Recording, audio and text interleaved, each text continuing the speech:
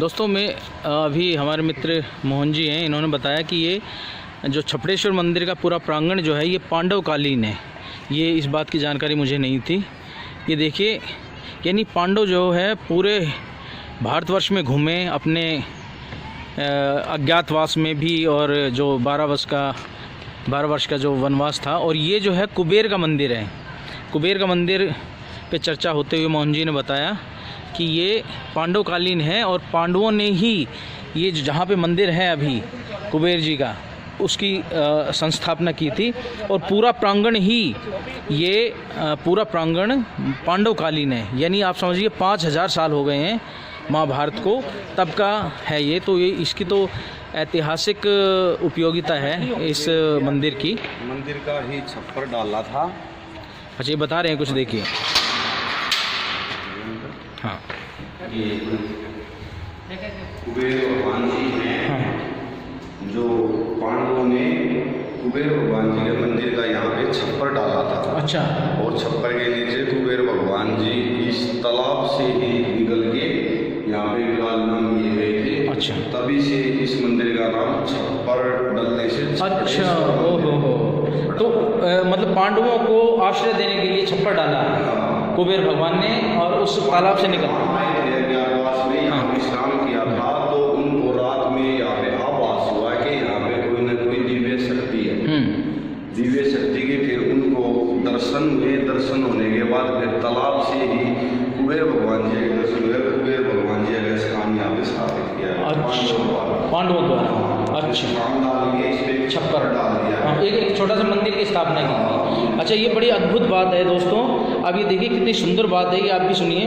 कि इन्होंने बताया कि जब पांडव इधर उधर घूम रहे थे अपनी रक्षा करते हुए अज्ञातवास में और वनवास के दौरान, तो वो यहाँ भी आए थे और उन्होंने यहाँ पे इस तालाब में ये देखा कि यहाँ के आसपास कोई दिव्य शक्ति विराजमान है। और तब उन्होंने, क्योंकि वो भी दिव्य पुरुष थे पांडव, और उन्होंने क्या किया कि यहाँ पे कुबेर भगवान की ये एक स्थापना की, एक मूर्ति स्थापना आप कह सकते हैं, और छप्पर इसके ऊपर डाल दिया। इसलिए इसको छपड़ेश्वर, यानी ये अपभ्रंशित होकर शब्द छप्पर से छपड़ेश्वर बन गया है। छप्पर का ईश्वर छपड़ेश्वर, ये इसलिए इसको छपड़ेश्वर ये का मंदिर कहा जाता है। जो कला है वो एक शिवलिंग की तरह है। तो बाकी लोग इस वजह से इसे महाशिवलिंग भी समझते हैं। अच्छा। ये कुबेर भगवान जी। अच्छा, ठीक है, क्योंकि कुबेर भगवान जी जो है शिव जी की पूजा करते थे, इसलिए। अच्छा, ये शिवलिंग का ही रूप है एक तरह से, आप देख सकते हैं। और ये जो इसकी संस्थापना में दोनों चारों तरफ से दिखा रहा हूँ, देखिए। और बड़ा ही भव्य रूप है। इस बाहर तालाब है और पांडवकालीन मंदिर है ये, तो इसकी तो बहुत ही अद्भुत मान्यता है। दोस्तों, कभी भी आप इस स्थान पे आएँ या खरखोदा के आसपास आएँ तो आप ज़रूर यहाँ पे आएँ और आशीर्वाद प्राप्त करें। दोस्तों, मोहन जी कुछ और बताना चाह रहे हैं मंदिर के बारे में। ये जो अपना छपड़ेश्वर मंदिर है खरखोदा धाम सोनीपत डिस्ट्रिक्ट में, तो साथियों इसकी एक सबसे बड़ी बात ये है कि इस मंदिर की आज तक भी कोई पर्ची नहीं काटी जाती है और ना ही काटी गई है। यहाँ कोई भी हर साल गुरु पूर्णिमा पर एक विशाल भंडारा होता है।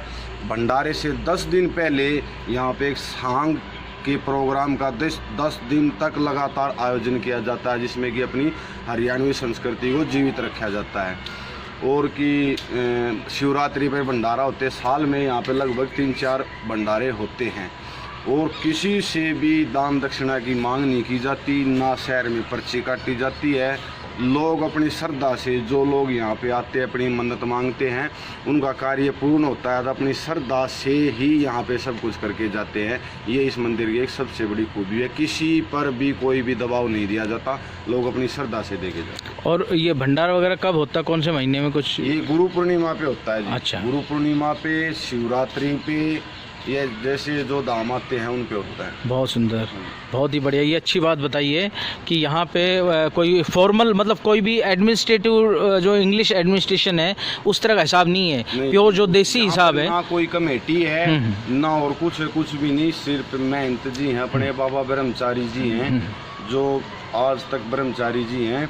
बड़े बाबा थे श्री 1008 में, वो हैं क्या है अभी यहाँ पे? दास जी महाराज जी थे। वो 2015 में चोला छोड़ गए थे। वहाँ पे उनकी एक विशाल समाधि का निर्माण भी किया गया। उनके साधु रूप में एक ही शिष्य है, वो है बाबा मोहनदास जी ब्रह्मचारी जी। वो कहाँ रहते हैं? यहीं पे रहते हैं, अभी वो आराम कर रहे हैं। ठीक। कोई भी उनको उठाता नहीं है, वो अपनी मर्जी से उठते हैं। ठीक। अभी थोड़ी देर में उठ जाएंगे, तब आपको उनके भी दर्शन कराएंगे। दोस्तों अगर ये पॉसिबल हो पाया कि अगर वो जग गए और अगर उन्होंने अनुमति दी तो उनका भी यही कि साक्षात्कार हम लेना चाहेंगे, क्योंकि दिव्य पुरुष जो हैं उनका साक्षात्कार जो है वो बहुत ही शुभ होता है। तो हमारे लिए भी शुभ होगा, देश के लिए शुभ होगा, सबके लिए शुभ होगा। और इंग्लिश एडमिनिस्ट्रेशन जो है जिस तरह से है कि वो पर्ची काटना, वो हिसाब रखना, वो नहीं है। यहाँ पे देशी तरीके, जैसे इंडिया की जो कल्चर है, देसी कल्चर, कि भाई ट्रस्ट पे चलता है सब कुछ। ट्रस्ट आजकल तो ट्रस्ट इसलिए कह देते हैं, किसी भी संस्था को ट्रस्ट कह देते हैं, but that is not the kind of trust. Trust का मतलब है कि बिलीवेबल कंडीशंस, कि जिस पे हम विश्वास कर पाएँ, वो है ट्रस्ट।